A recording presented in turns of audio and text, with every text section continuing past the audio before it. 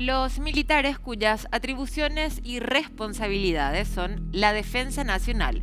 Los policías cuyo fin primordial es asegurar la paz y seguridad ciudadana. Ambos grupos uniformados involucrados en el tráfico de armas. Paraguayo Cubas nuevamente al ruedo político y con miras a la presidencia.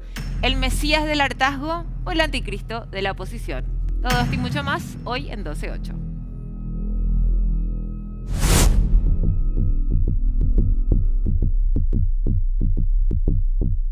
Desde la segunda quincena del mes de julio de este año hasta la fecha, 100 armas sospechadas que han sido entregadas al crimen organizado. De las 100 armas que están sospechadas, hay un 80% de armas cortas que son básicamente pistolas 9 milímetros. Perdón, 100% de estas armas sospechadas son 9 milímetros. Si el esquema consistía en que las casas comerciales tenían reclutadores que han infiltrado efectivamente dentro de personales uniformados, le convencieron a esto para que retire las armas. Hay que admitir que lo hicieron por una suma de dinero. Hay una cantidad de 46 personales uniformados militares y 55 policías, y la suma que se maneja es variado entre 700, 800, 500 mil guaraníes. Antes que nada agradezco a María Bonita por vestirme todos los días aquí en 12-8 y pueden encontrar a María Bonita Boutique en las redes sociales. Voy a presentar a todos los invitados del día de hoy, pero antes a quien está todos los días conmigo aquí en 12-8, Benjamín Livieres, periodista y analista político. Buenas noches, Benja. Hola, Carmi, buenas noches a la audiencia y también a los invitados de la fecha. Felipe Goroso, periodista y asesor político. Buenas noches. Hola, Carmi, ¿cómo estás? Buenas noches también a toda la audiencia y también, obviamente, a los compañeros del panel, ¿verdad? Asimismo, también presentamos a Esteban Caballero, hoy por primera vez aquí en 12-8, analista político. ¿Qué tal, Esteban? Buenas noches. Buenas noches, gracias por la invitación. Muy bien. Y tenemos de invitada también por primera vez a la diputada Joana Ortega. ¿Qué tal, diputada? Buenas noches. Buenas noches, Carmiña. Un gusto estar acá a compartir con los invitados y analistas.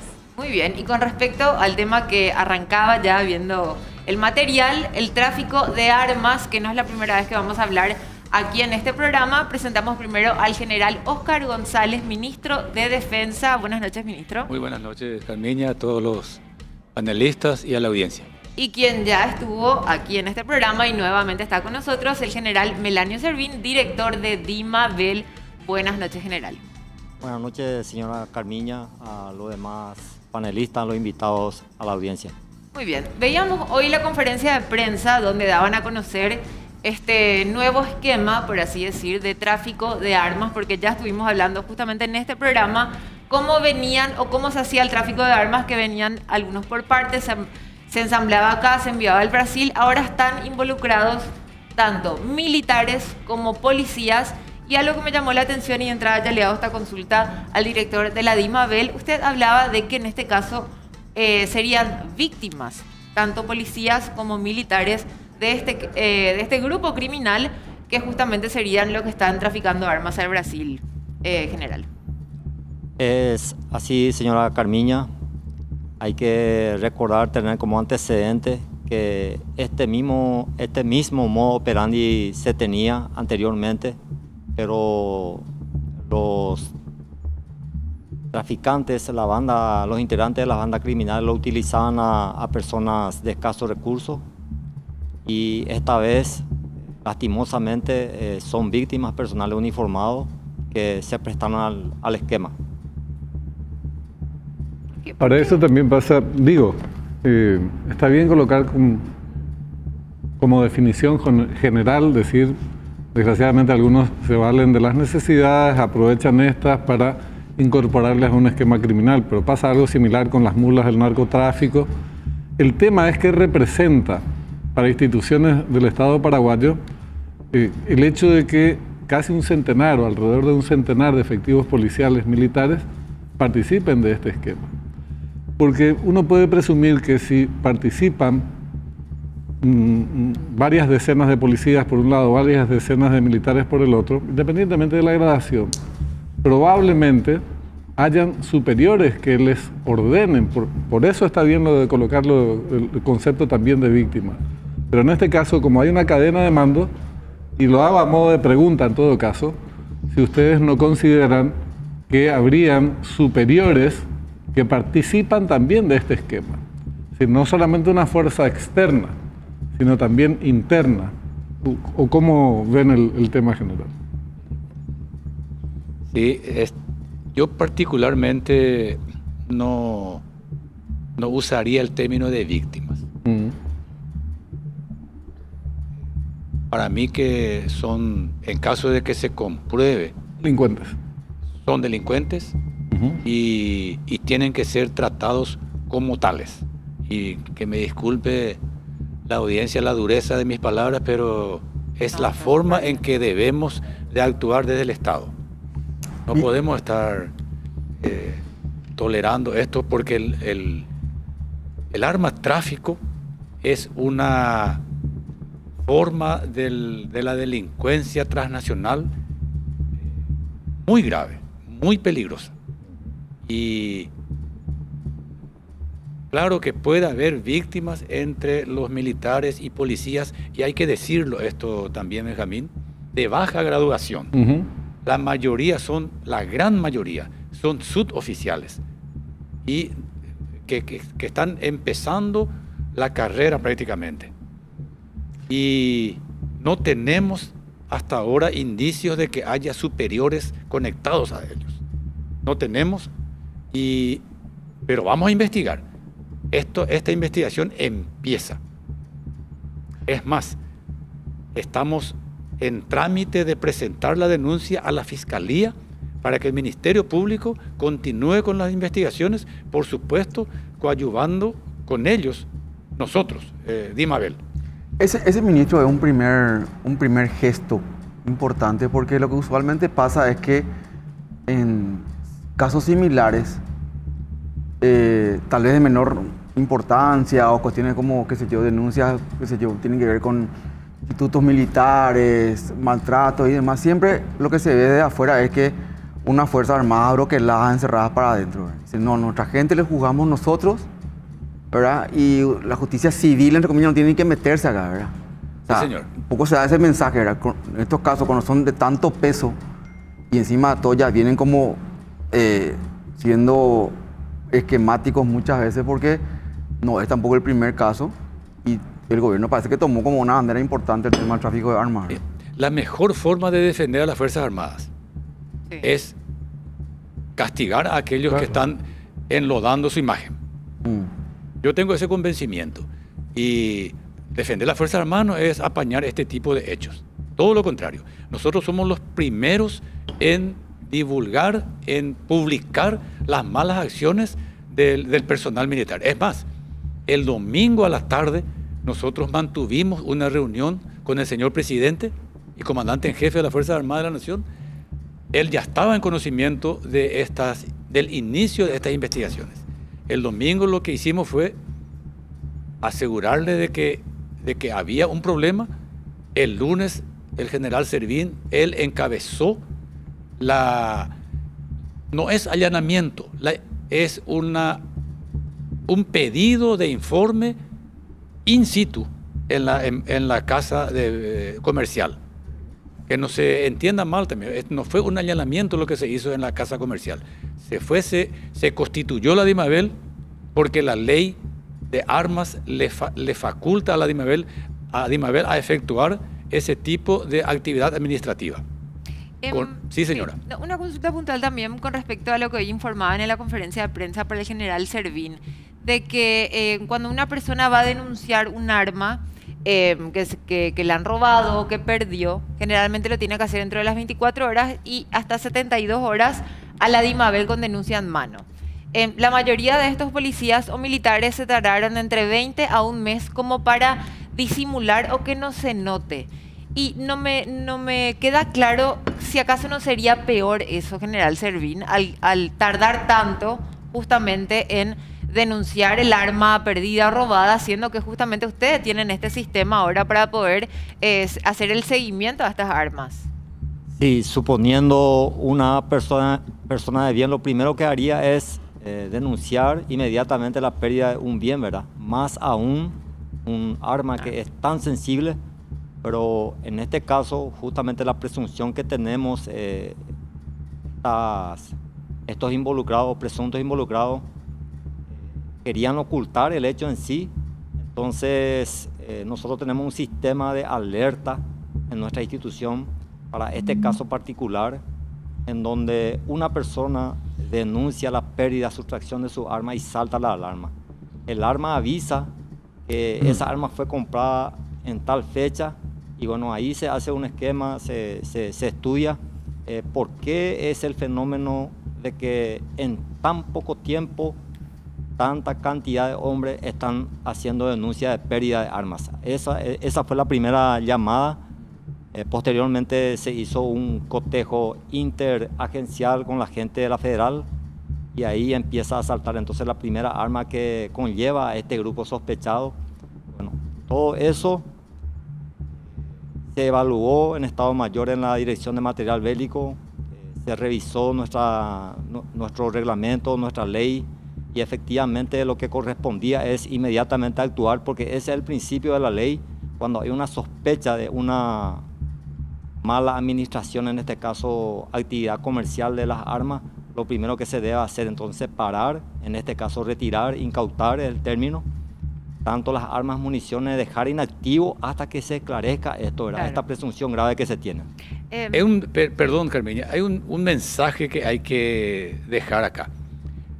No crean aquellos que tienen mala fe de que van a vender su arma y después tranquilamente van a ir a denunciar como robado y con eso ya se solucionó el problema. Absolutamente no es así. El sistema integrado de DIMABEL está en condiciones de hacer el seguimiento a esa arma y reitero, no es tan fácil. A aquellas personas que piensen que van a proceder de esa forma y van a salvarse, entre comillas, están muy equivocados. No hay forma. Le quiero decir a Esteban y a Joana que se sientan libres también de opinar o hacer preguntas, tanto para el ministro como al general también, si es que tienen alguna consulta al respecto. Es un panel libre.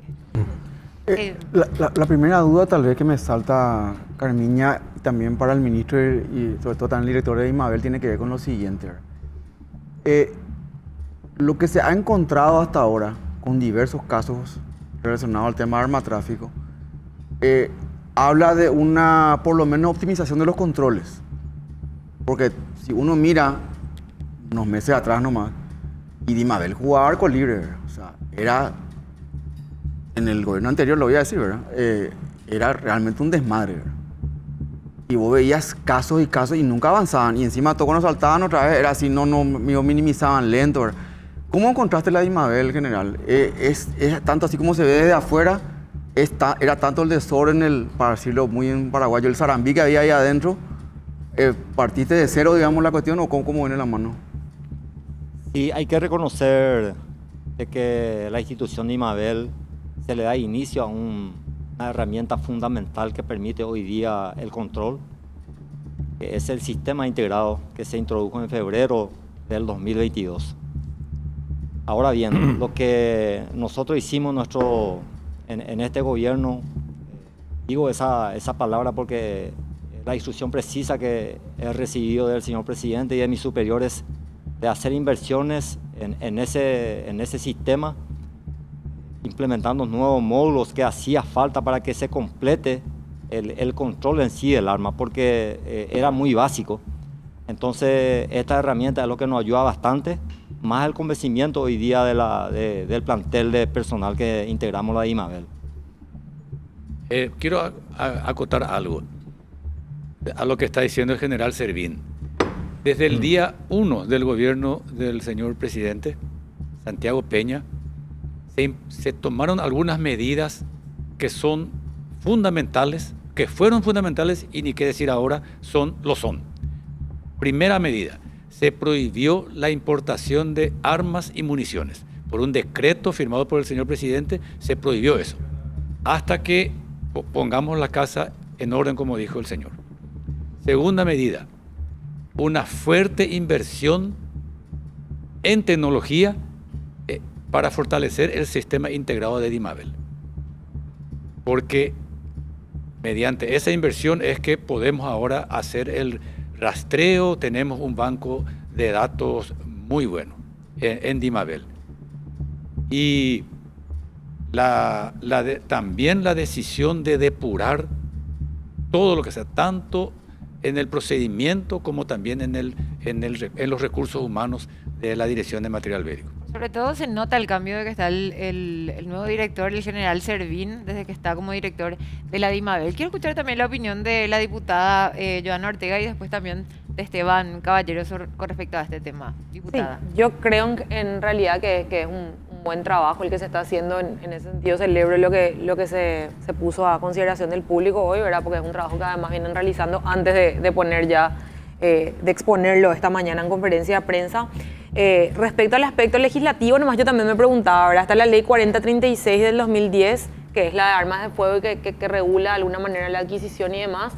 Sé que en julio de este año, porque me habían invitado, lastimosamente no pude participar, en el Senado hubo una audiencia pública presidida por el senador Sergio Rojas, donde habían participado también, y se está trabajando una serie de modificaciones de esa ley, ¿verdad?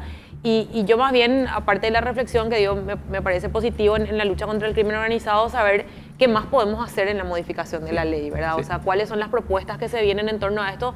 Yo sé que el aspecto de por ahí novedoso era que contemplaba esta ley una flexibilidad en todo lo que tenga que ver con caza y pesca, digamos, cuestiones deportivas relacionadas al uso de armas, pero que tenemos que fortalecer para que esta lucha contra el crimen organizado también sea efectiva en nuestras instituciones. Sí, señora diputada, y gracias por sus palabras. Y le agrego algo, ahora que la señora mencionó a la ley de armas, otra medida que tomó este gobierno fue la reglamentación vía decreto de la ley 4036. ¿Después de cuántos algo años llamativo, se reglamentó Carmina, eso? 14 años después. Del 2010 es la 14 ley. años 14 años después, DIMABEL tiene un decreto que regula la aplicación de la ley 4036. Y en cuanto a las modificaciones,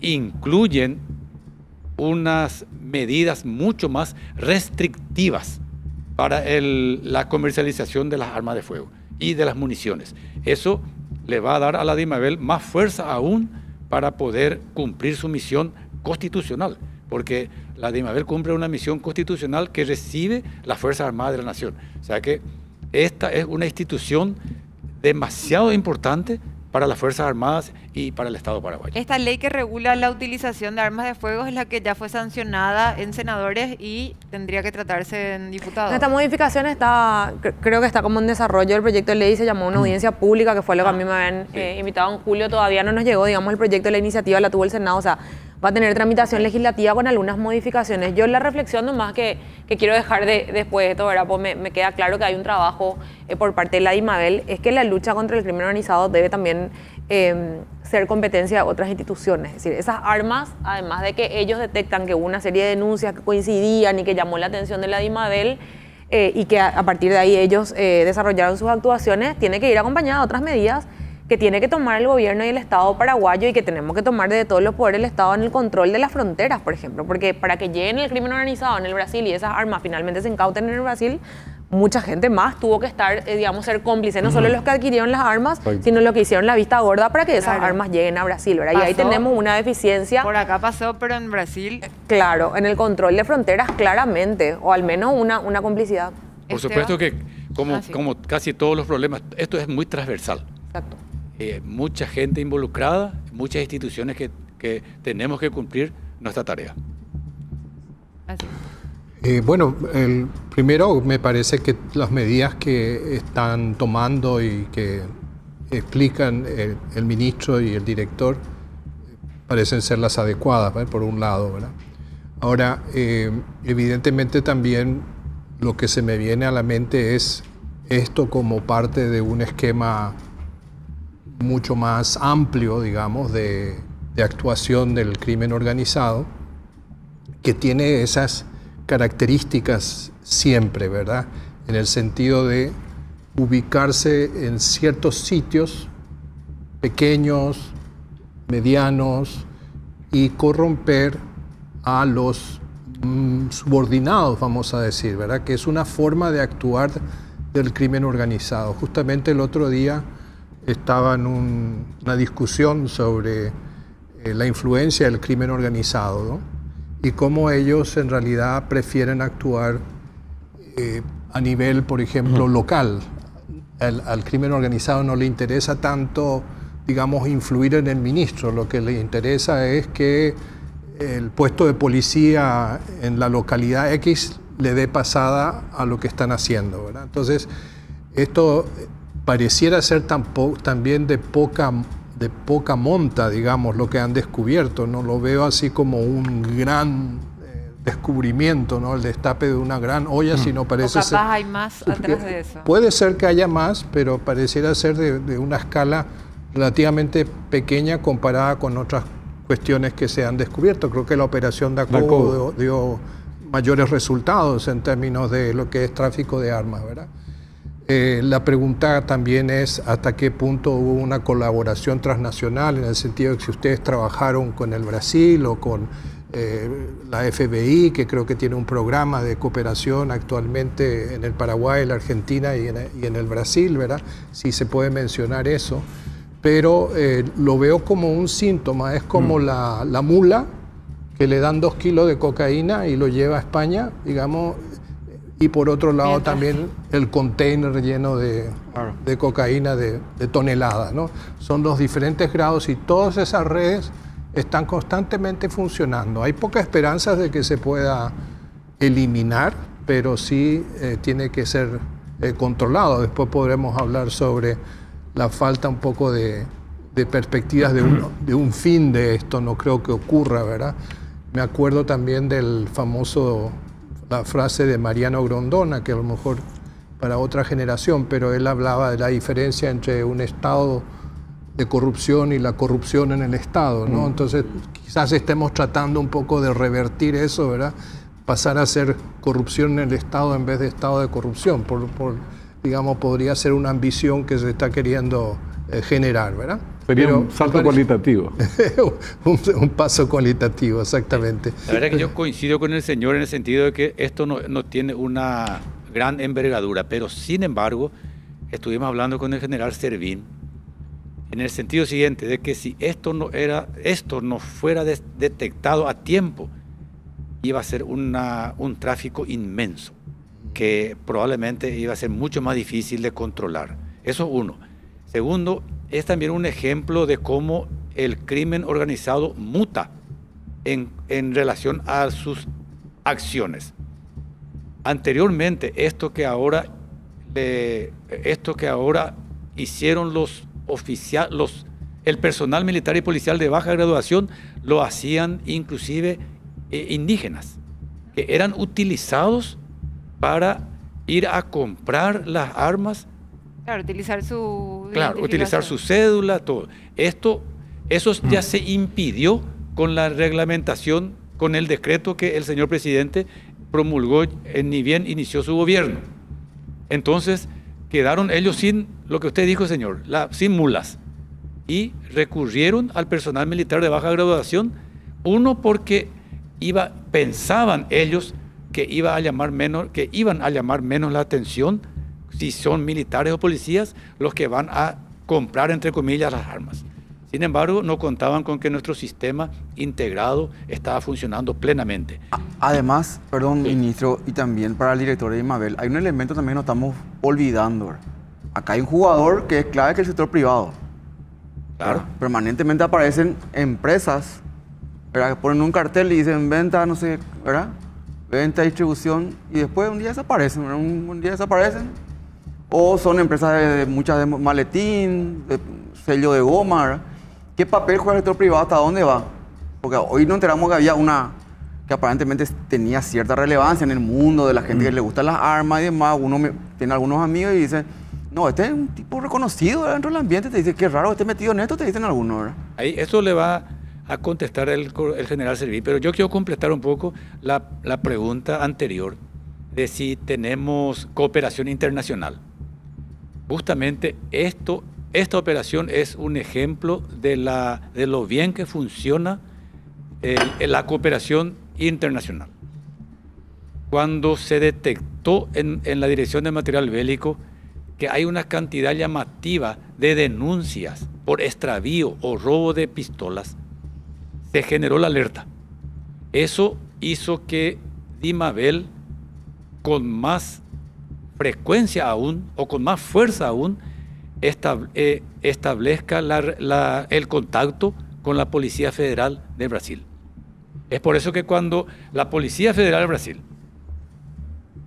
detecta que hay una requisa de una pistola, imagínense, una sola pistola que cayó, entre comillas, en el lado brasilero, hizo que se genere toda esta investigación y se encuentre de que existen 100 pistolas o 101 que están rondando por ahí y que es cuestión de tiempo para que nosotros sepamos dónde están esas pistolas y quiénes fueron los que compraron, entre comillas, y enviaron al crimen organizado. Hay una cuestión que me parece importante recordar, porque se mencionó lo del operativo Dacobo, Diego Diricio, calificado como uno de los principales traficantes de armas de la región, y estuvo instalado y operando en nuestro país durante mucho tiempo. Entonces, si fue el principal traficante de armas de la región y estaba acá, es obvio que por acá pasaron grandes cantidades, se hablaba incluso de 40.000 armas las que habría provisto en su momento Diricio al crimen organizado, al Comando Vermelho, al primer Comando Capital, principalmente de Brasil. Este es un antecedente y uno dice, frente a eso, obviamente 100 pistolas es un acto pequeñito, sin embargo yo creo que no. Me parece que aunque la cantidad de armas sea limitada, reducida, no solamente por las proyecciones probables que menciona el ministro, sino también por el hecho de cuán permeada pueden estar instancias de las Fuerzas Armadas o de la Policía Nacional por el crimen organizado. Nosotros dijimos que cuando se expandió el crimen organizado, sobre todo en el periodo anterior, era impensable que pueda operar con el nivel de impunidad que operaba si no era mediante el respaldo de instituciones, de personas que estaban al frente de instituciones y organismos del Estado paraguayo. El tráfico de armas es la otra cara de la moneda del narcotráfico. Su primo hermano, ¿verdad? Trabajan juntitos. Entonces, esto apelando a la lógica, no a informaciones, es de presumir que esas mismas infiltraciones en instituciones del Estado por parte del crimen organizado, el narcotráfico en particular, también tenga una activa participación en el tema de tráfico de armas. Entonces, por eso creo que es un tema de mucha relevancia. No creo que, igual que cuando se desmonta un grupo criminal vinculado al narcotráfico, esto ya desactive por completo el tráfico de armas en Paraguay. Pero es un punto de partida importante y ver cómo avanzan las investigaciones, porque yo creo que sí, que tienen que haber niveles superiores, ministro, pero sin información, es por cómo opera el narcotráfico en distintas reparticiones y bueno, se puede presumir que del mismo modo o en forma parecida actúa el tráfico de armas también. Por el tema del monto. Sí, no, independientemente, ahora son 100 armas, pero... No, pero el tema del monto, Carmiña. El monto es muy bajo. Y justamente el que por recibían como para que uno diga, pero te vas a quemar por tan poca plata, teniendo una posible carrera ascendente, tanto policial como militar. Porque si estamos hablando entre 400.000 y 800.000, ¿cómo quemarte por tan poca plata? Entonces no ahí sabemos, sí se puede pueden hablar haber promesas de ascenso, por eso, pueden o haber... extorsión, o si no estás metido en esto, te amenazan por alguna que otra cosa, familiar o posible ascenso también. O sea, ¿podría estar metido en ese tipo de cuestiones? No tenemos ningún indicio siquiera de que los superiores estén involucrados. Ahora, volviendo al monto, a la cantidad de armas, justamente por la mínima cantidad, comparando con Dacobo, es aún más meritorio el trabajo de Dimabel, que siendo un tráfico todavía muy incipiente ya fue detectado. Y en ese sentido nosotros estamos satisfechos, contentos, no satisfechos con el trabajo, porque como dije anteriormente, esto recién empieza en cuanto a la investigación. Entre esta mañana y la conferencia de prensa que dieron hasta esta hora todavía no se sabe a qué grupos criminales de Brasil eran enviadas las armas? ¿O todavía no se puede hablar de eso? Nosotros no manejamos a qué grupo criminal estaba destinada estas armas. Sí sabemos que fue incautado camino a la ciudad de San Pablo, Brasil. Y referente a la consulta que formuló aquí el compañero, reconocemos que anteriormente la DIMABEL tenía una debilidad en cuanto a los requisitos para la apertura de las casas comerciales.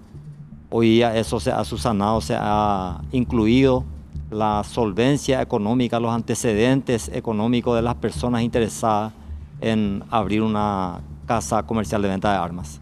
General, ¿hay alguna cuestión que ajustar, crees vos, del Congreso a nivel legislativo? ¿Alguna ley que optimizar, algún control, algo que elevar la pena, famoso te dicen? ¿Hay algo que hacer a nivel legislativo o no? Hay un proyecto de ley que ha aprobado la Cámara de Senadores, pasó a diputado. Es un proyecto que fue fruto de un trabajo de varias instituciones del Estado, prácticamente todos consensuados.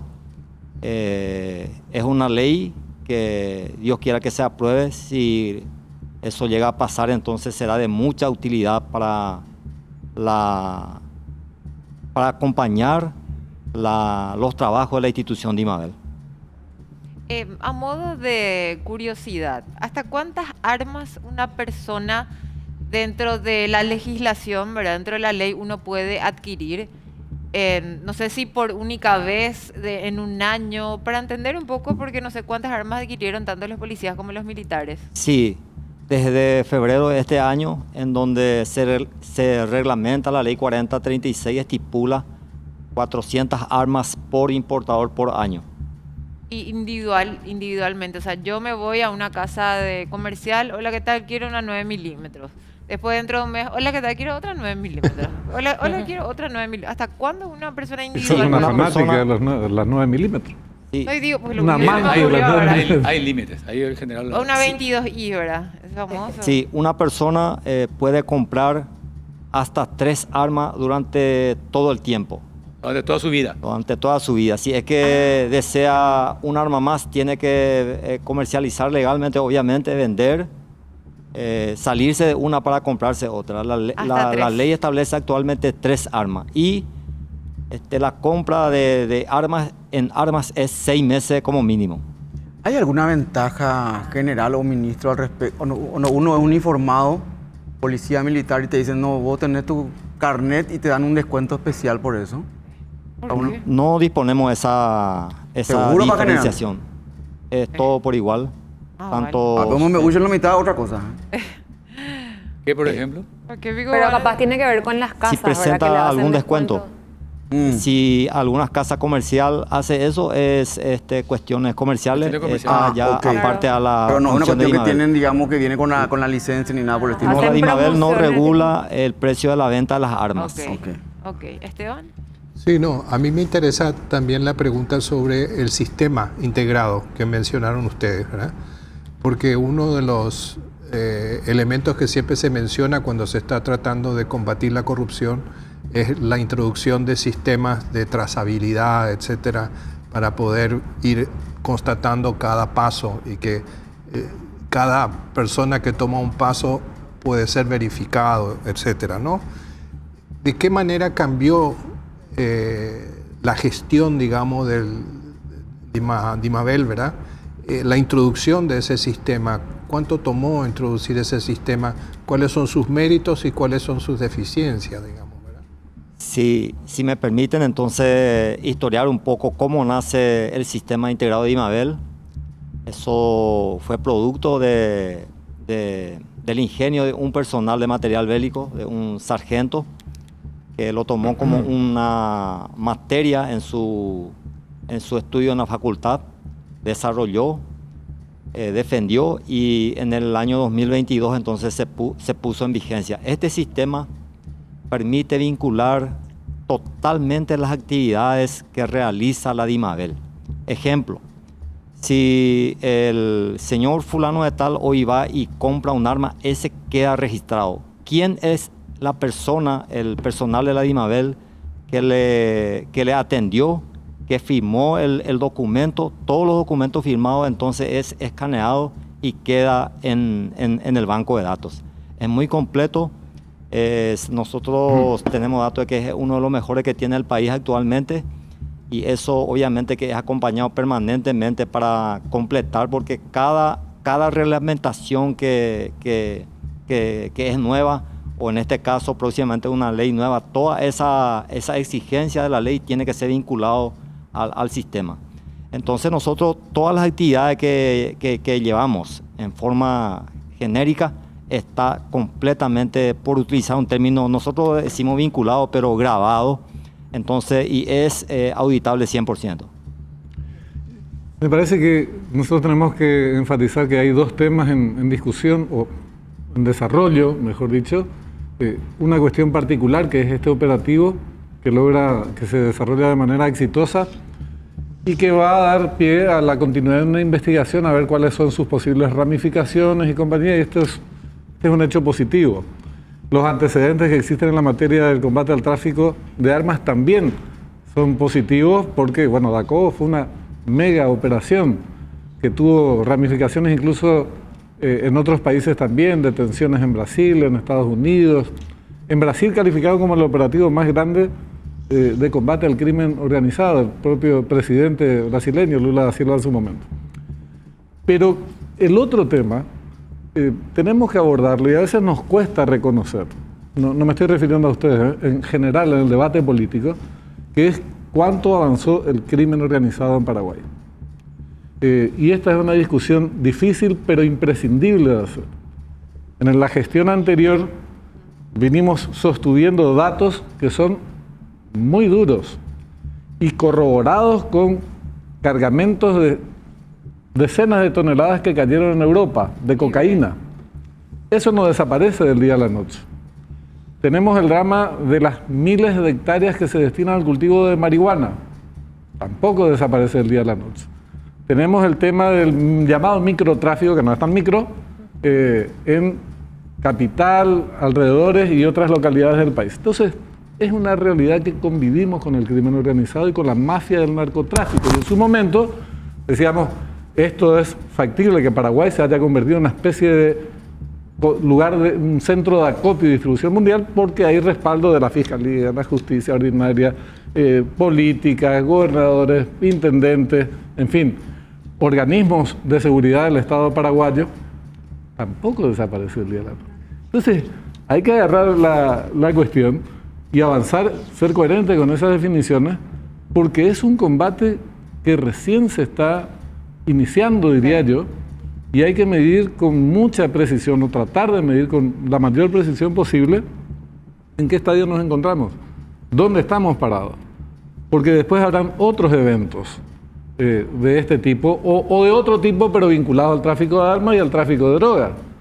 Y si nos apuntamos solamente, si nos basamos solamente en los hechos particulares y no avanzamos en identificar sus responsabilidades a nivel más jerárquico, bueno, no avanzaremos mucho en el combate general contra la mafia del narcotráfico y del tráfico de armas en particular.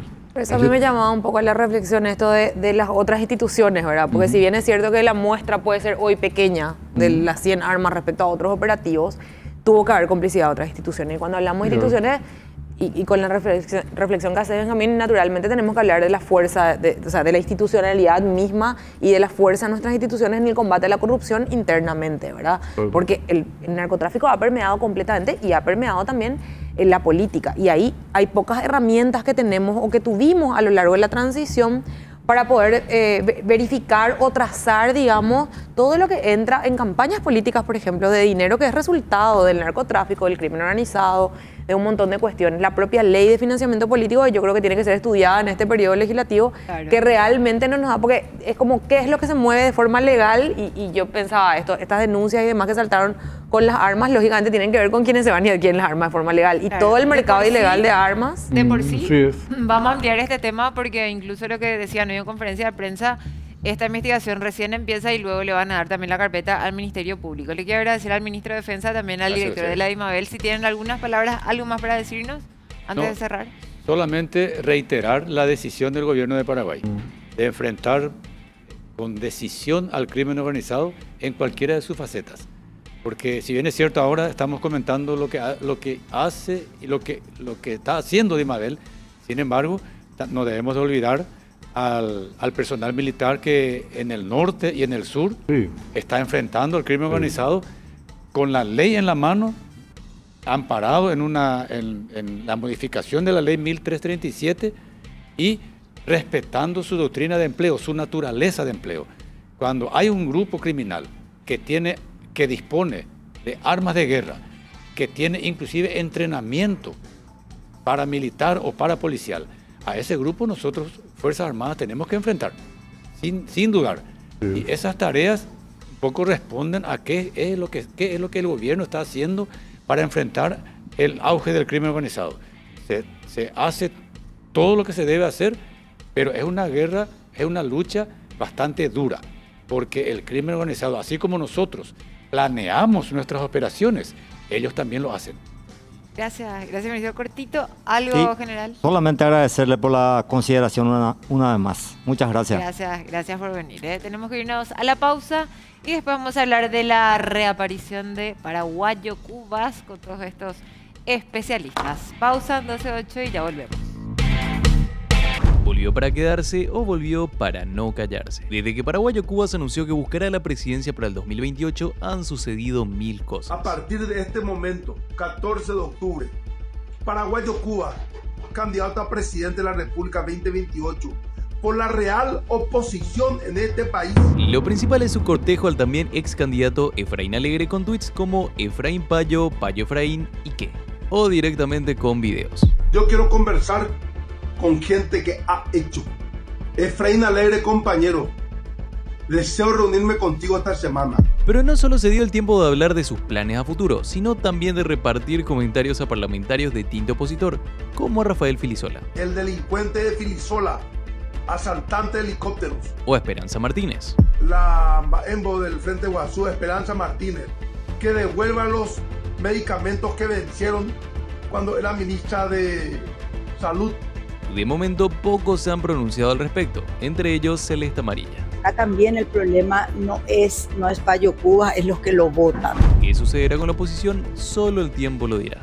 Espero que termine de volverse loco enseguida y no llegue a las próximas elecciones. Qué fuerte la senadora. De igual forma, para mí no hay que subestimar a nadie, mucho menos a Paraguayo Cubas. Su vuelta a la política estaba medio calladito y ahora volvió para decir: quiero ser candidato a presidente. Le tiró un cariñito a Efraín Alegre y también lo confirmó su esposa Yolanda Paredes de que sí va a ser candidato a presidente. ¿Qué pasará con la oposición?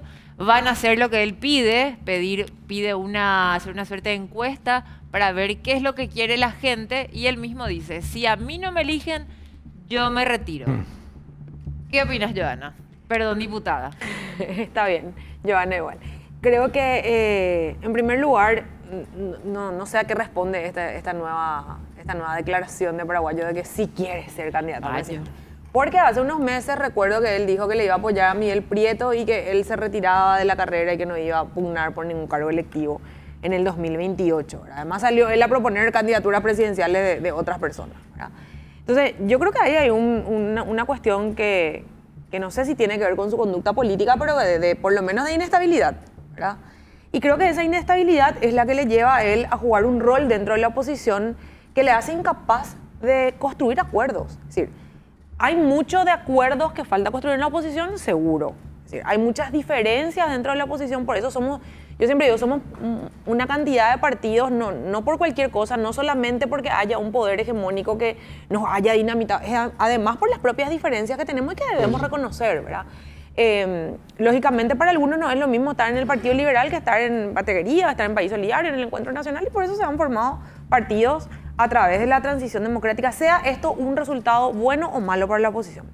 Ahora, personajes como Paraguayo Cubas, que no llegan ni siquiera a construir con el resto de la oposición acuerdos mínimos que sí somos capaces de construir muchas veces en el espacio parlamentario o entre los partidos políticos. Y yo no me refiero a la última experiencia de concertación nomás, porque en realidad tuvimos otras. Es decir, el propio Paraguayo Cubas participa en algún momento de lo que fue todo el proceso de la llegada de Miguel Prieto a la Intendencia de Ciudad del Este. Y después de eso le retira su apoyo. Entonces estamos hablando de una conducta política que no sé si solamente es de él o es del resto o del conjunto de su partido, bastante inestable en primer lugar. Eso hay que decir. Entonces él sale a hablar, un día no quiere hablar con Efraín, otro día sí quiere hablar con Efraín. Ahora que Efraín no participa de las convenciones ni de las reuniones del PLRA, ahora él quiere volver a hablar con Efraín y decir, es impredecible. Y yo creo en general, y esto no tiene nada que ver con Paraguay o Cuba, creo en general, y mis colegas me habrán escuchado decir varias veces, que la falta de previsibilidad en política es algo feo. Es normalmente algo que los políticos así como que repelemos a la gente inestable, ¿verdad? Porque uno cree, o a las personas que no tienen previsibilidad en su conducta política. En el resto uno puede incluso aprender a disentir y a respetarse, porque uno dice, bueno, yo puedo prever que Giovanna va a tomar esta actitud, que no va a estar de acuerdo conmigo en esto, o que va a construir esto conmigo. Puede ser eso. Ahora, Esteban, muchos coinciden con Giovanna, sobre todo los políticos que se encuentran en el Congreso, a los que se les consultan sobre esta nueva aparición de Paraguayo Cubas, que es inestable, que ya no es una figura rentable, que se va a terminar de volver loco. ¿Es una inestabilidad o es lo que yo creo, una estrategia de Paraguayo Cubas para estar nuevamente en boca de todos y que empiece a aparecer de a poco y a ir cambiando como él quiera? O hacer un tipo de globosonda también, ¿por qué no? Claro. Bueno, primero yo pienso que es un poco demasiado temprano para estar lanzando candidaturas para 2028, ¿verdad? Entonces todavía falta mucho tiempo. Vamos a ver cómo las cosas se van decantando. Evidentemente que las características de Payo son preocupantes en el sentido de lo que vos estás diciendo, ¿verdad? Un efecto en términos comunicacional que puede ser muy dañino, ¿verdad? ¿Hasta qué punto, digamos, él lo tiene controlado, digamos, y que es una estrategia, parte de un personaje, un modus operandi, o es parte de su personaje y que él está, digamos, actuando auténticamente como es, pero es un tipo disparatado, ¿verdad? El surgimiento de personajes como estos, yo lo veo muy paralelo, por ejemplo, a Milei. O sea, no veo, digamos, Milei también surge con un discurso agresivo, soez, disparatado, ¿verdad? Y eso, como dijo, yo creo que Celeste, pocas veces estoy de acuerdo con Celeste, pero en este caso ella dice, no es él el que nos preocupa, es no los que le votan. Lo que les votan. ¿Y Milei dónde está ahora? En la silla bueno, presidencial. Claro, y eso tenemos que, yo, digamos, si hiciese una investigación, digamos, politológica, me encantaría investigar, o sociológica, investigar el modo de pensar de los que lo votaron, ¿verdad? Ese es un tema que tiene ahí mucha gente que hubiese votado por Lugo si él hubiese estado, votó por él porque es ruptura, pero al mismo tiempo él se considera un anarcocapitalista, le encanta Milei. O sea, tiene una empanada en la cabeza. Está a favor de la dictadura Paraguayo Cubas. Y entonces dispara temas así muy profundos del imaginario, que hay que darle con chicote. Otra vez salió también ahora a decir que, qué sé yo, de 4 con cartes. O sea, esa especie de discurso así agresivo, mucha gente se prende con eso. Le gusta, y le es encanta. como Milei, exactamente. No puedo decir que no, pero afortunadamente tenemos todavía 3 años, ¿verdad? Sí. Yo pregunto una cosa nomás a todos, ¿verdad? Tal vez a Giovanna particularmente, pero a todos, a Esteban, a Benjamín, a Carmiña. Al decir el problema son los que los votan, no estamos cargando sobre la gente diciendo, son toda una manga de borreos que podemos manejarlo así porque no sé qué, nos dicen 2 o 3 cosas que nos gustan, y entonces la gente es manipulable. Pregunto. El discurso de Celeste siempre. Claro, pues ella cree que es Einstein en la política, ¿verdad? En realidad es, no sé, pero me voy a guardar la opinión, ¿verdad? Pero bueno, tampoco tiene demasiado contenido, ¿verdad? Parte de 2 o 3 carteras de marca hasta ahí llega, ¿verdad? Pero te pregunto, Giovanna, ¿no es cargarle otra vez al electorado eso de decir, son toda una manga de burro por votarle a Payo? No es, pues, o sea, me parece que por lo menos es minimizar la opinión pública o la opinión de la gente, o estoy equivocado. Cada elección y cada elector yo creo que conlleva una responsabilidad de ejercer el voto de forma responsable, ¿verdad? O sea, eso conlleva. Después ya está en en la decisión de cada uno hacerlo o no. Ahora, yo creo que como odio esta expresión de clase política, pero sí, no encuentro otra expresión ahora. Clase política es lo que me viene. El rubro. Como el sector político que busca ser el representativo o ejercer la democracia representativa. Porque eso finalmente hacemos, representamos a sectores distintos de la ciudadanía que nos vota responsable o irresponsablemente en algunos casos, ¿verdad? Creo que es el principal responsable. O sea, yo siempre voy a cargar más la responsabilidad sobre la dirigencia que sobre la gente, sobre la oferta electoral que la gente tiene en el momento de elegir. Porque hay ahí una autocrítica que tenemos que hacernos todos y todas cuando decimos por qué estas 700.000 personas le votaron a Paraguayo Cubas. Probablemente entre ellos hay gente, y es difícil determinar, ojalá se pudiera hacer un estudio como dice Esteban, ¿verdad? ¿Cuánta gente le votó porque genuinamente quiere una dictadura y cree que una dictadura puede solucionar y resolver los problemas de este país? Otros tal vez que son demócratas convencidos pero que no encontraron otras opciones dentro de la oposición y no querían votarle al partido de gobierno. O sea, pueden haber, yo siempre digo, las motivaciones de los electores son miles, ¿verdad? A mí a veces me encuentra gente que me dice, te voté porque vi una vez que en el 2021 te fuiste a votar con tu mamá y con tu papá, y fantástico, a esa persona eso le transmitió confianza. Verle a mis padres caminando conmigo hacia un local electoral. A otras le transmite confianza un discurso, una propuesta. Es decir, hay distintas motivaciones, pero yo siempre creo que la principal responsabilidad está en los políticos y sobre todo en los partidos. Porque cuando hablamos de institucionalidad y vamos a hablar de crimen organizado o vamos a hablar de cualquier otro tema, la institucionalidad de la democracia y de la república también se tiene que pensar en los partidos políticos. Los partidos políticos en Paraguay, lastimosamente, por fuera de los dos partidos tradicionales sobre todo, fuimos muy, digamos, flexibles en la construcción de la institucionalidad de los partidos. Hay otros países donde la construcción de la institucionalidad es mayor, incluso con partidos nuevos. Chile, Uruguay tienen mayor institucionalidad partidaria y eso conlleva que el recambio sea representativo o un poco más representativo de lo que tenemos acá de la expectativa de la ciudadanía, ¿verdad? Pero yo creo que es una responsabilidad compartida y en mayor medida la dirigencia política tiene responsabilidad en que aparezcan este tipo de personajes y que la gente crea que mágicamente va a resolver los problemas. Y ahí para mí está la principal disyuntiva de la oposición, o por lo menos uno de los ejes sobre los que gira. En primer lugar, yo no creo que Paraguayo Cuba tenga hoy los 700.000 votos que tuvo el día de la elección. ¿Por Pero qué? eso puede ser que tenga más o que tenga menos. ¿Pero por qué no crees? Y porque yo creo que la elección es un momento en particular que te marca como una foto, como una encuesta. Si yo hoy pregunto cuánta gente me volvería a votar para que sea legisladora, probablemente sea distinto y eso puede crecer o decrecer dentro de 3 o 4 años cuando yo termine mi mandato, o porque la gente tenga una mejor impresión o una peor impresión. Claro, por de mi eso es gestión. muy pronto, como decía Esteban, Es para muy hablar de pronto. candidaturas. No sabemos qué Sí. va a ser de acá a... ¿Cuánto falta? 2028. Claro. 3, Bueno, 4 3 años y años. medio para las elecciones. Es un 3,5, montón. sí. Sí, bueno. Ahora, no te hay una creas cuestión que yo es creo que mucho, habría que poner de mayor relieve. La aparición de Payo y las respuestas, muchas de ellas histéricas a la reaparición de Payo.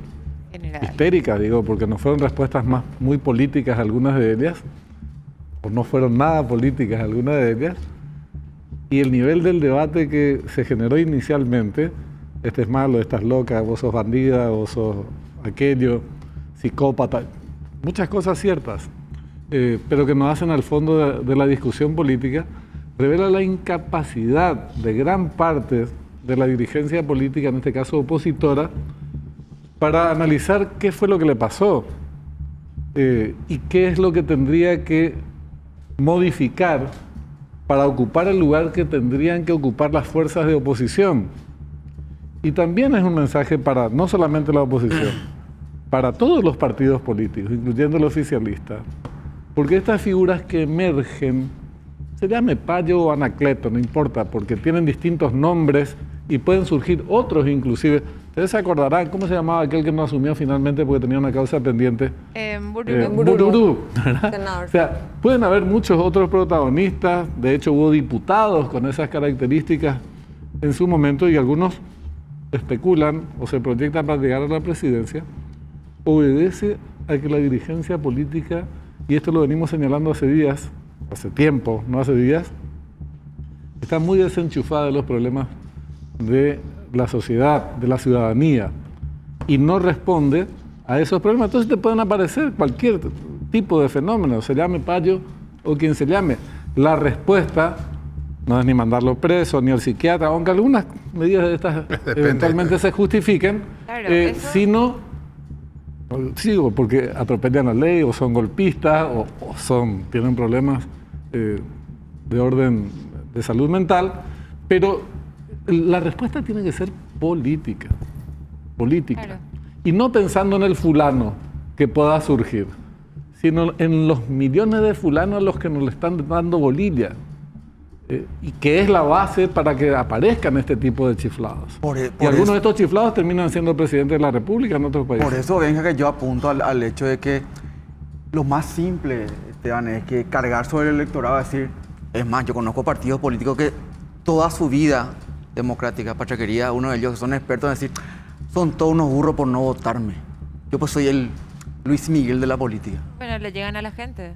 Pero nunca es problema de ellos. La gente que se perdió a no haberle votado, ya pues son todos unos genios, ¿verdad? La verdad que sí me fue intrascendente. No, pero se puede equivocar la gente, pero en última instancia es el derecho que tiene la ciudadanía. Porque vos tenés que reconocer por qué no fuiste capaz de convencerle a aquellos que son convencidos por otros. Pero ¿no sería más fácil que la oposición, primero que nada, se junte a armar estrategias? ¿Qué es lo que vamos a hacer? ¿Qué es lo que le vamos a proponer a la gente? ¿Cómo podemos cambiar el país? ¿Cómo puede mejorar? Porque hoy la oposición, ¿qué hace? Yo quiero ser presidente, no, yo quiero ser presidente, no, yo quiero ser presidente. Y mientras se están peleando por quién va a ser presidente, no hay una unión finalmente entre la oposición de cómo mejorar el país. Mientras se pelean entre todos y al final, ¿qué es? De la oposición otra vez cada vez pero ahí está que te planteaba la diputada, por ejemplo, Carmen, te dice, imposible ni construir con payo, te dice. No sé si tuvimos, o sea, ese titular sacando la paya de lado. Yo lo que ahí planteo es, para mí hay un elemento que se pierde un poco de vista cuando hablamos de payo, ¿verdad? Pues yo decía, la principal disyuntiva de la oposición es cómo construimos si nosotros estamos medianamente de acuerdo, tenemos un consenso mayoritario dentro del sector opositor que nuestro proyecto tiene que ser democrático. Entonces, para mí, pero esa es mi opinión personalísima, no quiere decir que ni siquiera mi partido haya tomado una determinación, es personas que no tienen una convicción sobre que la democracia es el mejor sistema en el que tenemos que hacer política y conquistar con propuestas, con un montón de cuestiones al electorado para nosotros ser el poder, ¿verdad? O ejercer el poder. Esas personas no tienen que ser parte de nuestro proyecto político. O sea, hay una primera definición que tiene que hacer Paraguayo Cuba de si su proyecto es autoritario o democrático. Pero para mí el elemento que se pierde es que a Paraguayo Cuba, en el análisis nomás, se le analiza todo el tiempo en torno al eje opositor. Y en realidad la oposición no es la única responsable, ni la principal, creo yo. Yo no le voy a sacar el culo de la jeringa porque creo que tenemos mucho que autogestionar, ¿verdad? Nosotros, o autocriticarnos.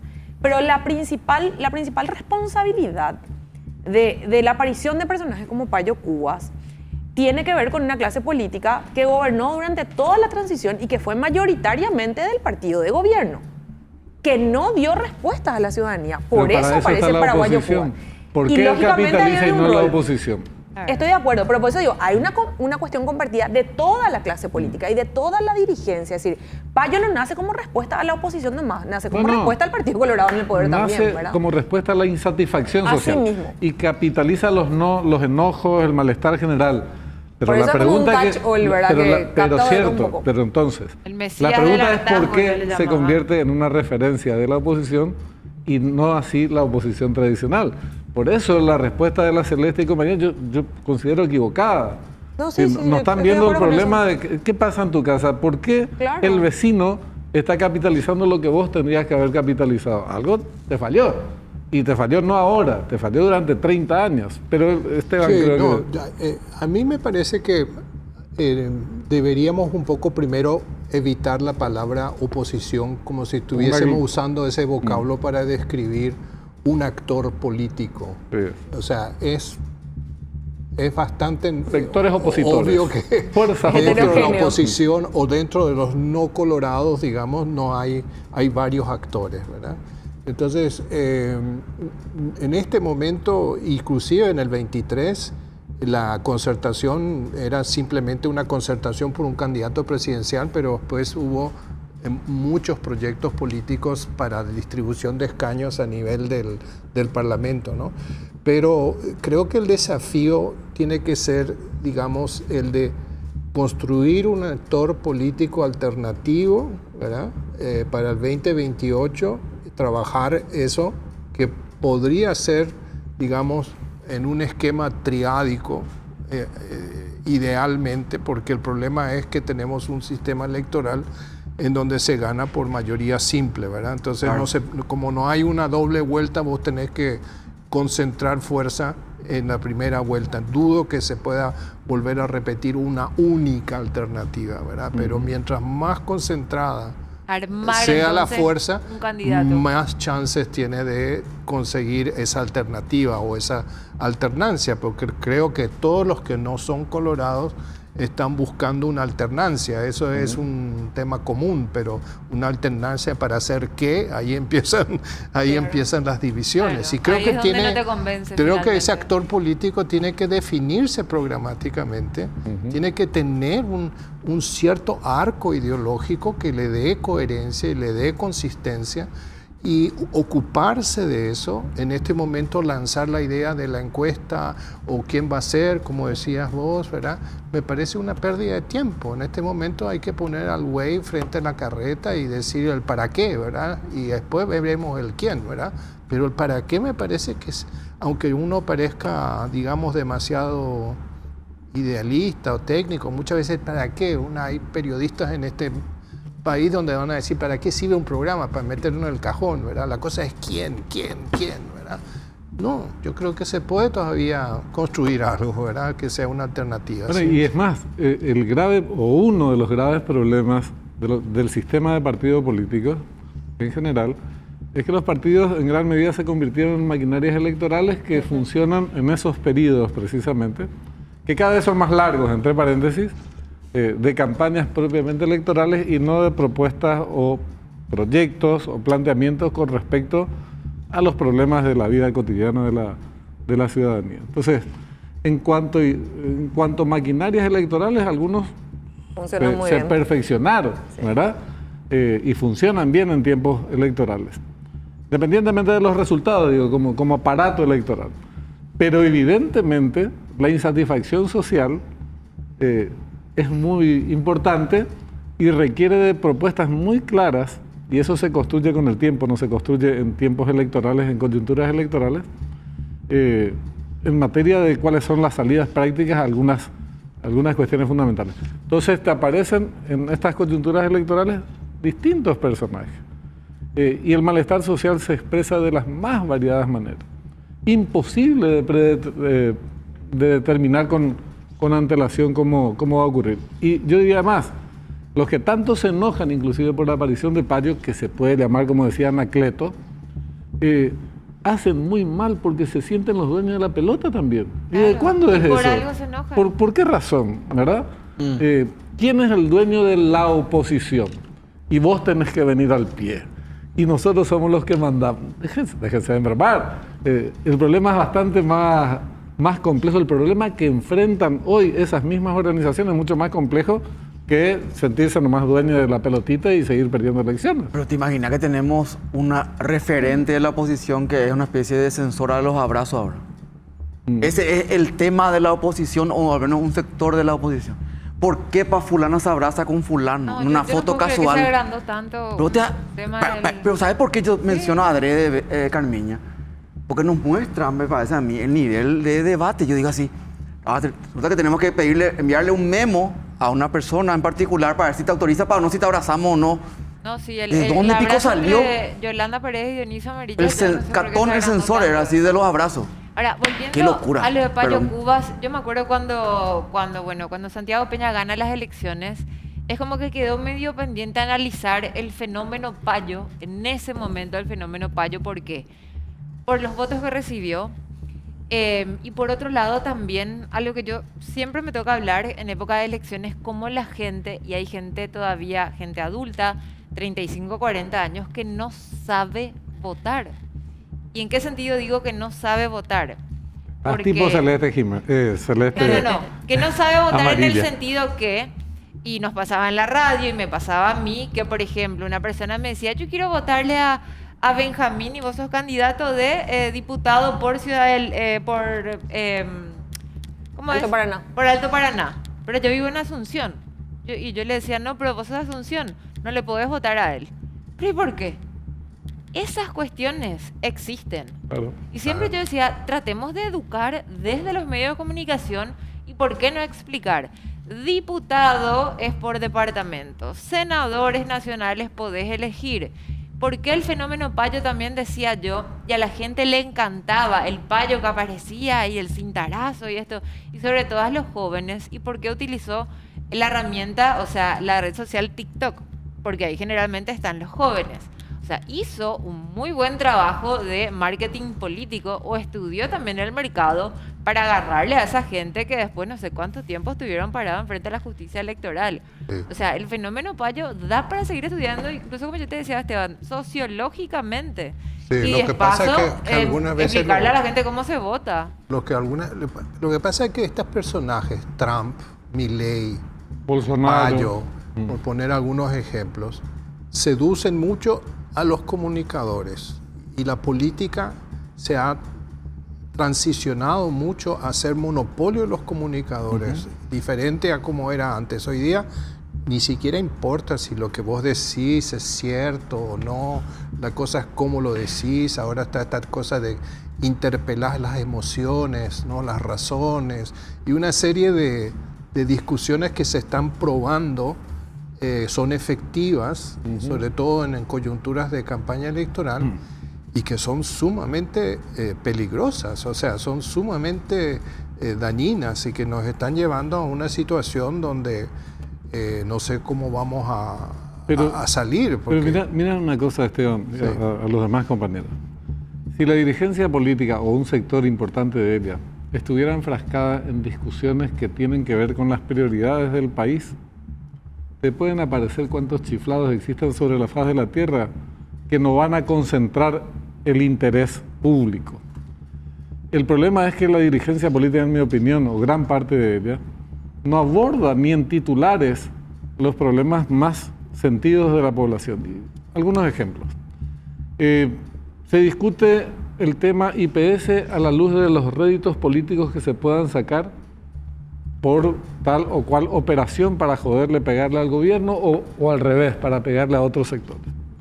Pero no se discute el problema del IPS, que es un problema serio, no es un problema menor.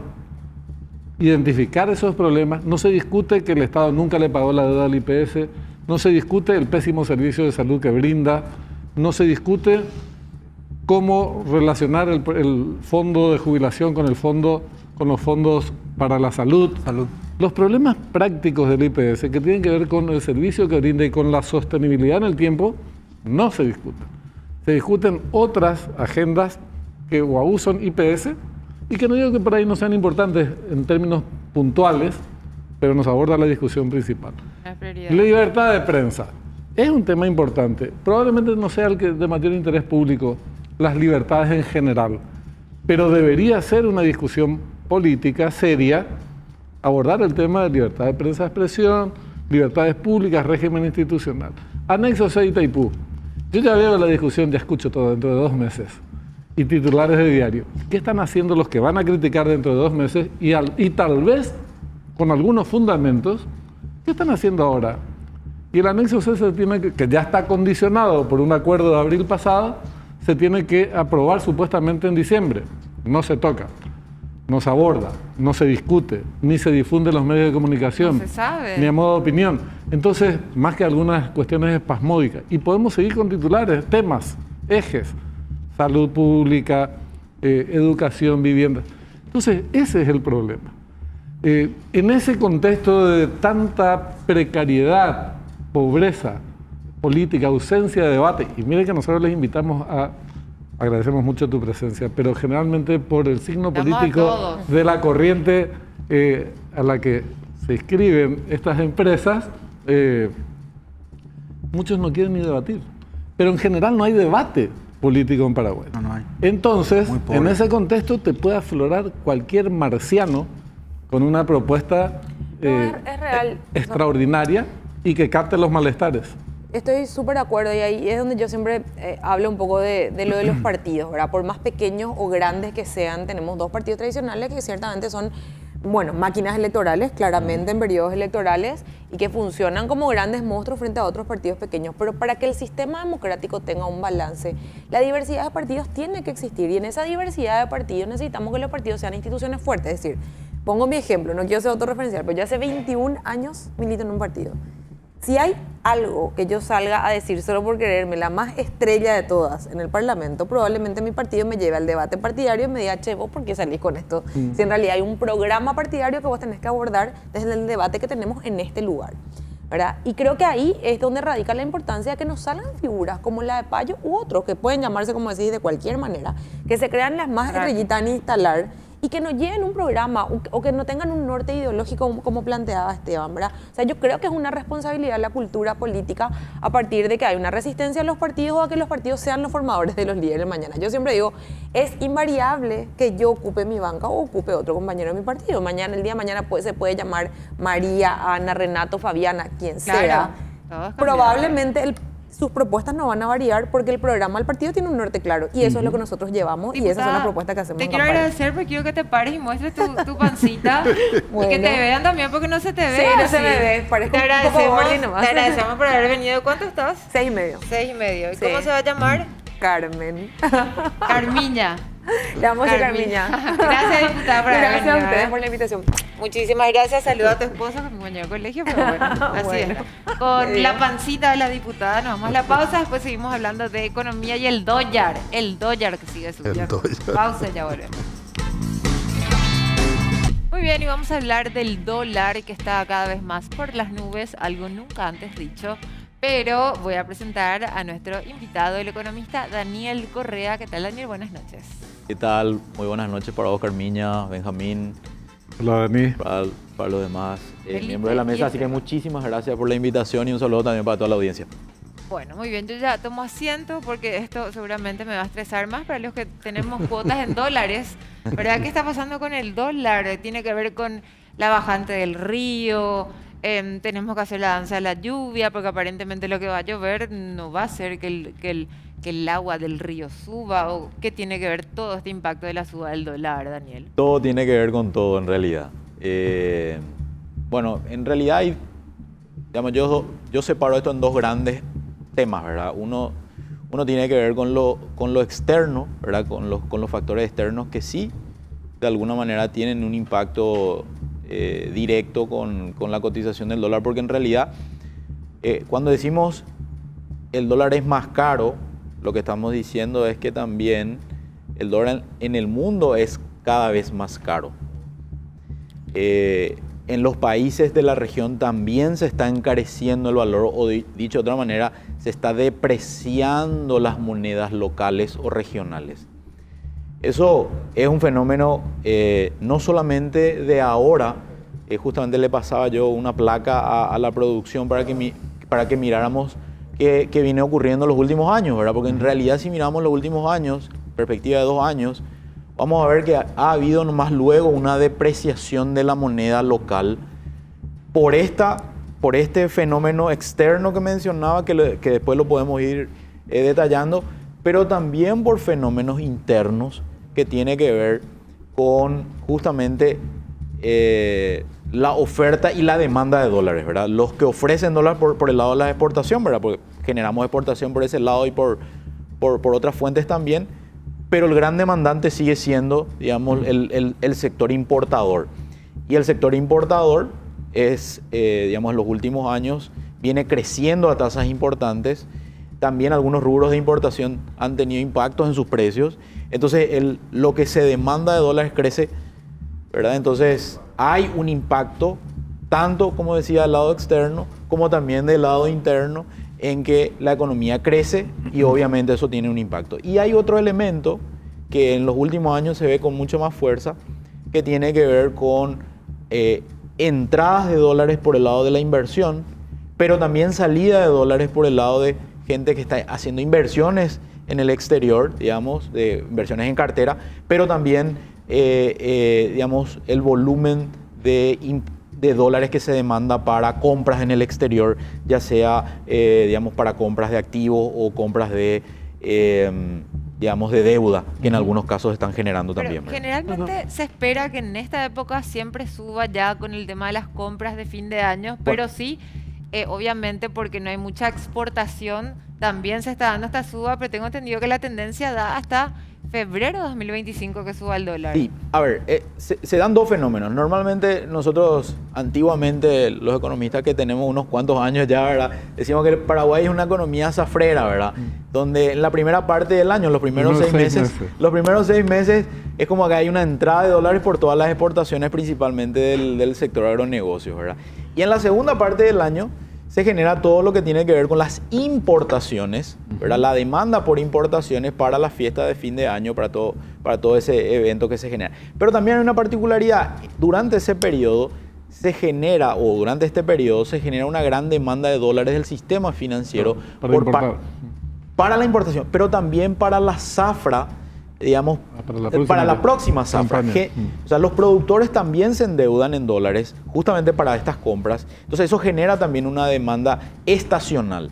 Ahora, hay una particularidad que justamente venimos también de años no tan buenos en términos de la agricultura, donde también la exportación es un gran oferente de dólares. Y se puede decir entonces que además de la situación mundial, digamos, en donde la apreciación del dólar es una tendencia que se mantiene, la suba del dólar, estas causas locales o razones locales tienen que ver con que ingresan menos dólares porque no es que se exporte menos, se exporta la misma cantidad que estaba prevista, pero a un menor valor. Sí. Cayó el precio de la soja. De hecho, internamente hay mucha demanda de dólar en esta época y eso presiona para la suba. Sí. Pero la pregunta es, entonces, ¿hasta cuándo duraría esto? ¿O es una tendencia que se va a mantener a la suba? ¿Y cómo nos impacta en nuestros bolsillos, Dani? Bueno, en primer lugar, respondiendo al hecho directo de, sí, es probable que nosotros tengamos que esperar las primeras exportaciones de granos de los primeros meses del año que viene, con lo cual la presión va a seguir siendo alcista. Pero hay un elemento externo que es relevante. ¿Qué es lo que nosotros esperábamos ya en esta etapa o en esta época del año hace unos meses atrás? Que en este momento la baja de la tasa de interés a nivel internacional, sobre todo del Banco Central de Estados Unidos, sea mucho más rápida. ¿Eso qué iba a generar? Que los dólares vengan a la región. Eso no está pasando y eso... acá no hay una cuestión solamente de lo que pasa efectivamente en la economía real, sino que lo que esperan los que trabajan en el sector real. Hay una cuestión de expectativa. Y el tema de la expectativa era que en este momento ya el dólar o la cantidad de dólares en esta parte de la región venga. Retornando. Entonces, lo que vamos a seguramente a ver en los próximos meses, esta presión va a seguir estando fuerte. Vamos a ver cómo reacciona el sector exportador en los próximos meses, si hay suficientes dólares como para poder calmar eso. Yo esperaría que esto tenga una leve depreciación todavía, ¿verdad? Que probablemente ese famoso techo de los 8.000 se alcance, ¿verdad? Va a llegar a 8.000. Y es probable por cómo nos estamos moviendo, ¿verdad? Las expectativas decían que, yo recuerdo que no íbamos a estar cerca, pero sin embargo hoy ya mañana puede llegar por los niveles que hoy tenemos, ¿verdad?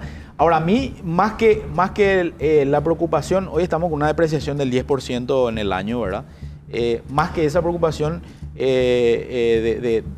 que el Banco Central también tiene de alguna manera controlado en términos de las operaciones que pueda hacer para calmar esa situación. A mí me preocupa cómo impacta eso en algo que, en la segunda parte de tu pregunta, ¿verdad? En términos de los precios, ¿verdad? Porque al final, un gran componente de la canasta básica está dolarizada.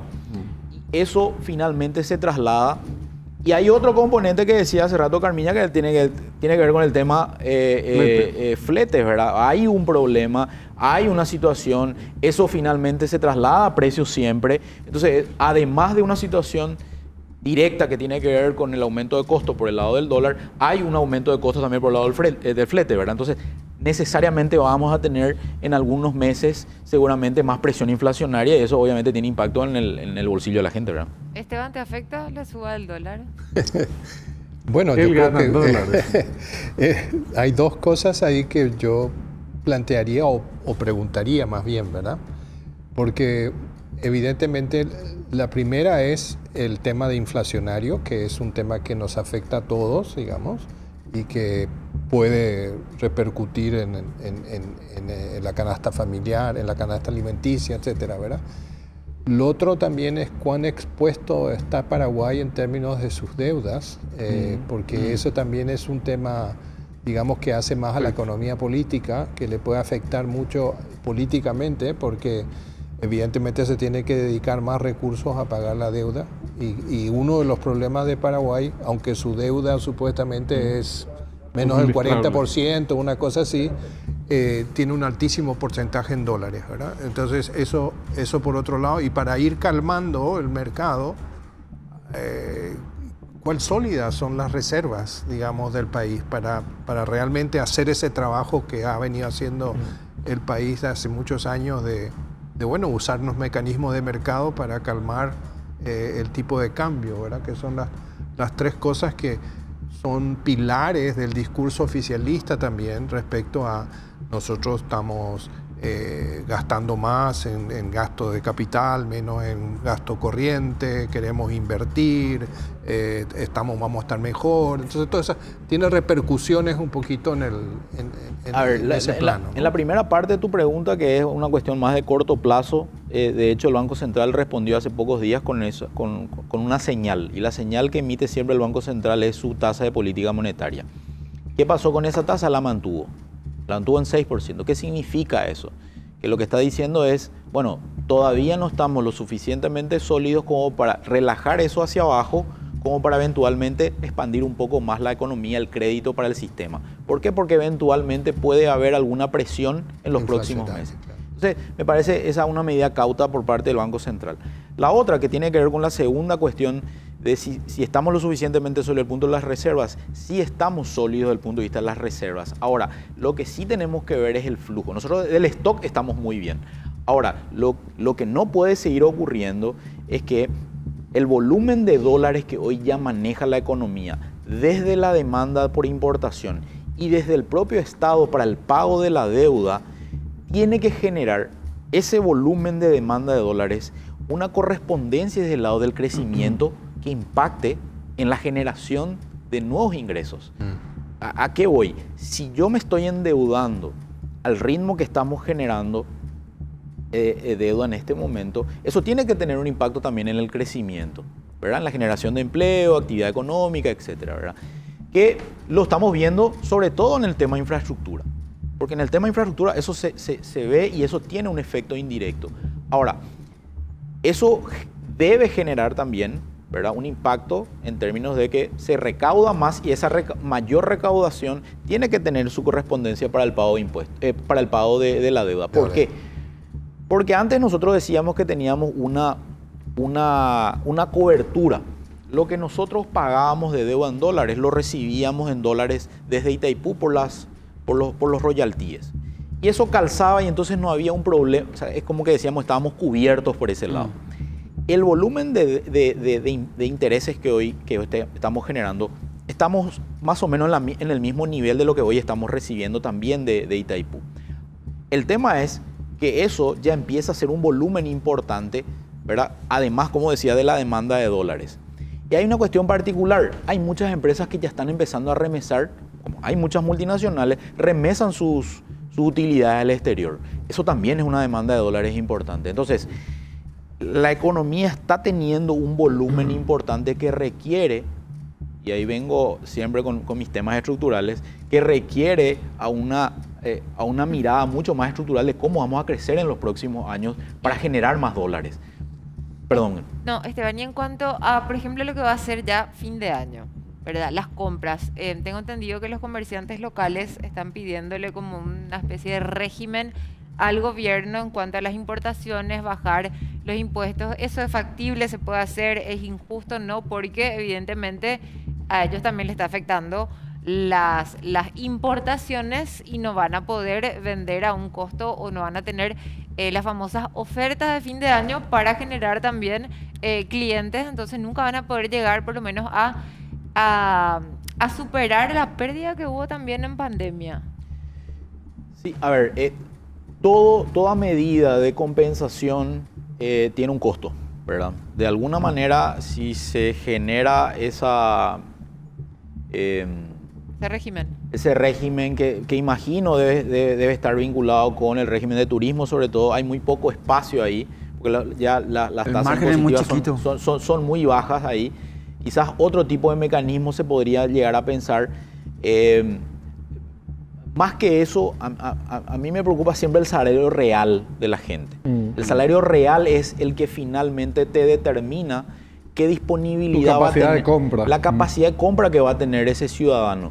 Y por eso que es importante el tema de la atención sobre la inflación, que el Banco Central esté muy atento sobre eso, porque eso sí, el día de mañana, si yo me voy con ese 100.000 al súper, ¿cuánto estoy comprando por ese 100.000 en los últimos 6 meses y cuánto voy a comprar a fin de año cuando tenga que hacer las compras de las Navidades, ¿verdad? Sí, a eso le agrega, Dani, que el hecho de que... tu pan dulce. Claro que no, digo nomás que uno en general, la mayoría, por lo menos 90%, gana su salario en guaraníes y tiene deuda adquirida, qué sé yo, el auto, puede ser incluso a veces la cuota de la casa, adquirido en dólares, ¿verdad? Bueno, y ahí tenés un... ¿Qué hacemos los que tenemos cosas de balance para este por antes, ¿verdad? Esperar. Y ganamos en guaraní. Bueno, esas personas probablemente estén con algún tipo de problemas a futuro, ¿verdad? La cuota de mi auto tengo ahí. Bueno, no, por lo general, bueno, hay un lema, ¿verdad? Que dice siempre, uno gana en guaraníes, se endeuda en guaraníes y si genera sus ingresos en dólares, se endeuda en dólares, ¿verdad? ¿Cuánto hay dolarizado, digamos, la deuda del paraguayo? Era una muy buena idea hace años eso. Sí, no, hay un dato. Hoy estaríamos hablando hay un porcentaje importante de endeudamiento, sobre todo el tema de agrobusiness, ¿verdad? Ese es un sector súper importante y estaríamos hablando de entre un 30 y 40% de toda la deuda generada está en dólares, ¿verdad? Suma eso también a lo que es el flujo, como decía, el tema de intereses y pago de deuda, ¿verdad? Entonces, ese es un tema no menor que en algún momento... siempre fue un tema de discusión con las calificadoras también de riesgo, el grado de dolarización que puede tener la economía. En los últimos años eso se vino ajustando bastante, ¿verdad? Por eso insisto yo con el tema de generar en la economía los suficientes sectores que puedan exportar para que eso genere más dólares a la economía y por ende, digamos, una mayor tranquilidad en cuanto a posibles shocks externos, ¿verdad? Daniel, retomando el tema de la deuda externa, aumenta nuestra deuda externa. Sí. Sin habernos endeudado, sin haber recibido los beneficios de una mayor deuda, el monto final está aumentando. El stock aumenta. Y proporcionalmente no tenemos un equilibrio entre nuevos ingresos para hacer frente a esa situación. Si te estoy siguiendo bien, sí, ¿verdad? Porque para eso hay que generar más crecimiento en todo caso, para poder equilibrar ese aumento de la deuda por efecto de la apreciación del dólar y compañía, y mantener equilibradas las cosas. Pero no es la realidad.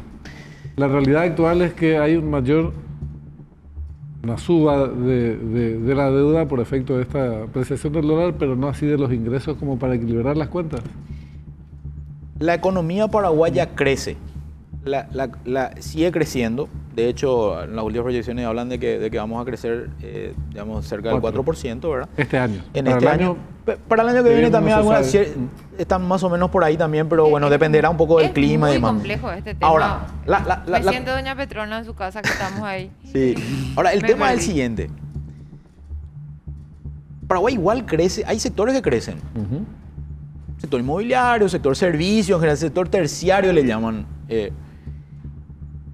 El tema es que eso, los economistas cuando hablamos en difícil le decimos, ese es el sector no transable. ¿Para qué dice, Dani? Que no se exporta, que no vendo hacia el exterior. Una generación interna, que también es importante, que también genera empleo, que también genera ingresos. Pero nosotros como estamos creciendo... ¿Qué pasó? Espera. Perdón, viste que los que están en la actividad vinculados a los políticos transables interpretan de otra manera. Perfecto. Por eso. Perfecto. Yo pensé que yo me puse el sayo enseguida, yo dije, ¿dónde algo para algún acuerdo político? Inocente, pero... Dios mío, le mandaste directo al... No, sí. Entonces, como no generamos estos sectores que exporten cada vez más, ¿verdad? O nuevos sectores que exporten, eso limita la capacidad de generación de nuevos ingresos. Entonces dependemos ya sea de un gran contribuyente que es Itaipú, nuestras exportaciones de agronegocios, la deuda que generamos del sector, porque eso genera dólares también a la economía, ¿verdad? y algunas empresas que puedan generar algún tipo de inversión local. Entonces, es limitado todavía el nivel de generación de ingresos que estamos teniendo. Entonces, por ahí está un poco la situación de cómo vamos a enfrentar en el largo plazo, pero en el mediano largo plazo, este crecimiento que requiere Paraguay, porque sigue necesitando crecimiento económico y un instrumento sigue siendo la deuda, pero también debe ser sectores que crezcan. Entonces, si esa deuda que estamos generando impacta en la infraestructura, pero esa infraestructura impacta también en la generación de más empleo, más sectores que exporten, más economía, digamos, transable, entonces ahí sí vamos a estar un poco más tranquilos en el largo plazo con esa generación. Una cuestión nomás que quería preguntarte por el presupuesto. ¿Esto tiene algún impacto en el presupuesto que pensamos ejecutar el año que viene? Es en guaraníes, pero la perspectiva era más o menos 17.000 millones de dólares. Pero ocurre que hoy esa cantidad en guaraníes, no es lo mismo. Si dolarizas, ya no va a ser 17.000 millones. Y también te pregunto lo mismo en cuanto a recaudación. Justamente ahí iba la respuesta. El primer elemento es, uno de los temas centrales a la hora de la preparación del presupuesto tiene que ver con los indicadores macroeconómicos. ¿Con qué base yo proyecto la generación de recaudación para el año que viene? Entonces, si yo tengo un dólar a 7.500, no es lo mismo que tener un dólar a 8.000 y algo, ¿verdad? Que en ese momento voy a generar. El tema es si ese 8.000 y algo va a demandar generar importación o no, porque a lo mejor también la importación se retrae. Sí. Entonces, ese es un elemento por el lado de la recaudación. Y por el lado del gasto, hay gran parte también del presupuesto, lo que vamos a generar, sobre todo para el pago de impuestos, está guaranizado, por lo tanto tenemos que comprar dólares para poder pagar, digamos, ¿verdad? Entonces ahí sí va a tener un impacto. Hay una compensación ahí a veces que habrá que ver cómo termina impactando. Se supone que si yo importo ese IVA o ese arancel que generé a través de la importación, me va a generar mayor recaudación. Pero ¿cuánto de eso compensa el aumento de deuda que estoy generando? ¿Y qué volumen de importación es la que se concreta finalmente? Por eso que decía, a lo mejor con un dólar más alto, algunos importadores dicen, bueno, voy a importar un volumen menor. Así es. Nos quedan 2 minutos de programa y hay algo que yo siempre quise saber, creo que este es el momento para preguntar, si bien no existen preguntas estúpidas, salvo para Arnoldo Yucio, que una vez me dijo eso. Hay que preguntar, el periodista tiene que preguntar. ¿Por qué utilizamos la moneda americana o en la mayoría del mundo está todo dolarizado? ¿Por qué siempre es el dólar y no la moneda local, por ejemplo? No sé si es una pregunta estúpida, No, pero desde no. mi total ignorancia pregunto, porque acá todo está dolarizado, el dólar, ¿y por qué el dólar? Y preguntarle a Dani si sabe cuánto es si está no guaranizado o dolarizada la deuda de Zapá con Cerro, por ejemplo. Pero ¿por qué? Y te va a poner nervioso. Para eso lo vamos a requerir por lo menos otros programas. Y no me gustaría hablar en este momento porque quiero responderle a... Claro, elegí la pregunta menos. Yo pensé que lo mío era Es de más otro fácil programa. explicar la economía paraguaya que explicar la economía de Cerro. ¿Verdad, Dani? ¿Por qué? Espera, no que me responda. Quiero saber. Porque se pone nervioso, no, ¿verdad? en primer lugar por el tamaño de la economía americana. La economía americana sigue siendo 1/4 de toda la economía mundial, ¿verdad? Eso es el primer dato. O sea, estamos hablando de 1/4 de toda la economía mundial es Estados Unidos. Gran parte del comercio se sigue movilizando en dólares. ¿Por qué? Porque yo no puedo transar reales en México, o los pesos uruguayos en Argentina, o el euro en Bolivia. Entonces todavía la relación, patrón dólar, digamos, el patrón sigue siendo el... Ahora, sí lo que ya empieza a haber es monedas cada vez más fuertes, relaciones que se dan, por ejemplo, con el yuan chino o todo lo que es el euro, ¿verdad? En la zona de Europa, o mismo en nuestros países, ¿verdad? Que también hay acuerdos bilaterales de, por ejemplo, compensación entre reales y guaraníes o pesos con guaraníes, dependiendo de qué moneda nos interese transar, ¿verdad? Podemos hincharte, Claro. porque ahora ya no tenemos más tiempo, pero Sí. para próximas oportunidades, que tiene relación con esta pregunta que hacía Carminia, sobre cuál es la relevancia que pueden ir adquiriendo los BRICS, por ejemplo. Tienen un banco mundial o van a ser un banco de características. Ya están. Ya es, de hecho, es la presidenta Dilma Rousseff, ¿verdad? y se proyecta comercializar en una moneda que no sea el dólar. Así es. Entonces, ¿cómo eso se daría en el mercado mundial? ¿Podemos para que nos explique qué son los BRICS, cómo operan y qué influencia van a tener en el mercado mundial? Así mismo. ¿Y cómo nos impacta a nosotros también? ¿Y cómo nos ¿verdad? afecta a Porque- nosotros? Y porque alguien Nuestro decide- vecino, nuestro principal socio, Ya no. es parte fundamental de los BRICS, que es Brasil. No, Así es. va a seguir, ¿eh? Y porque alguien decide estudiar economía, me encantaría saber también. Gracias, Esteban, por venir. Por favor. Muchas gracias, Felipe también. Gracias, Carmiña. Nos respondió Dani Correa, la economía de Cerro. Gracias, vamos para otro Eso- programa. eso es muy- Gracias, muy Daniel. complejo. Pierden el Complejo. zapato, ¿verdad? Gracias, Daniel, también. Y gracias, Benjamín. Mañana creo que tenemos un programa un poco más corto. No, mentira. Mañana a las 19 horas 12:08. Adiós.